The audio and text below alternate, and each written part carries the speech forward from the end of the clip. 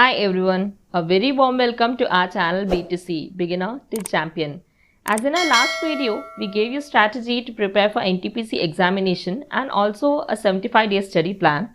In this video, we will see NTPC selection process, exam pattern and syllabus.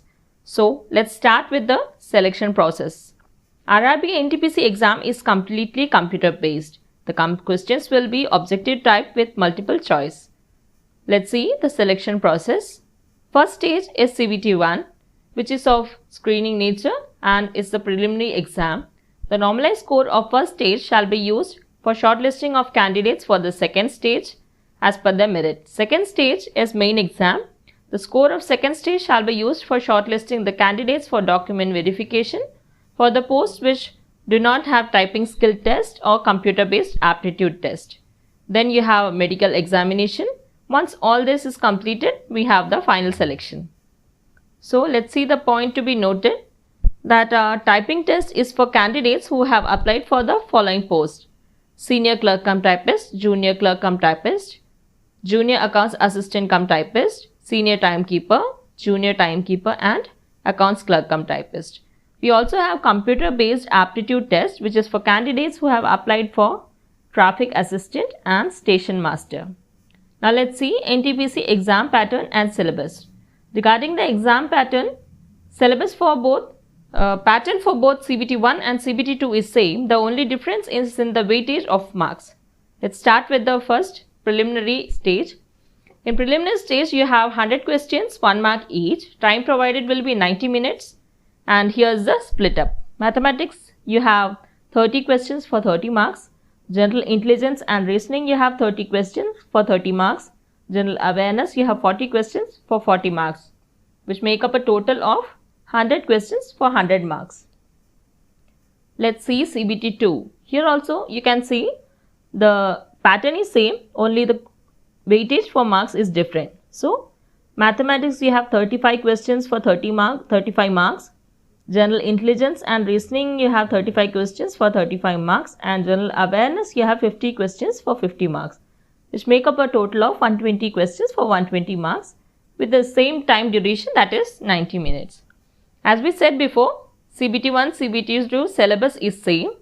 Let's start with Mathematics. We have number system, decimals, LCM, HCF, ratio and proportion, percentage, mensuration, time and work, time and distance, simple and compound interest, profit and loss, elementary algebra, geometry and trigonometry, elementary statistics, etc. Next, let's see syllabus for General Intelligence and Reasoning.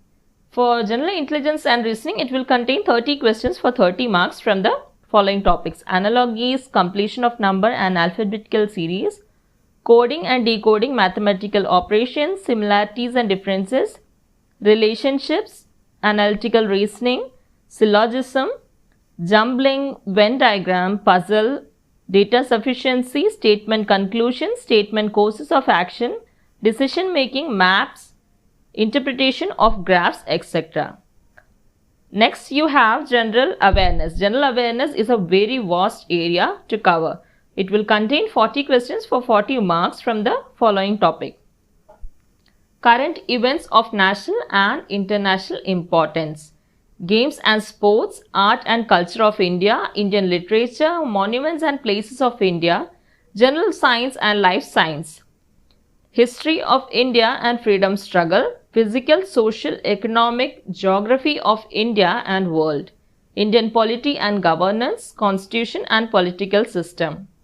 Then you have scientific and technological developments including space and nuclear program of India, UN and other important world organizations, environmental issues concerning India and world at large, basics of computer and computer applications, common abbreviations, transport systems in India, Indian economy, famous personalities of world, India and world, flagship government programs, flora and fauna of India, important government and public sector organizations of India, current GK, etc.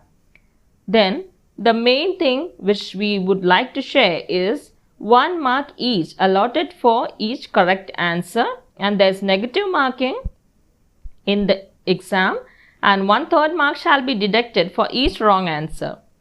Most of the general awareness questions cover topics from NCERT textbooks up to class 10. So focusing on these is the best option.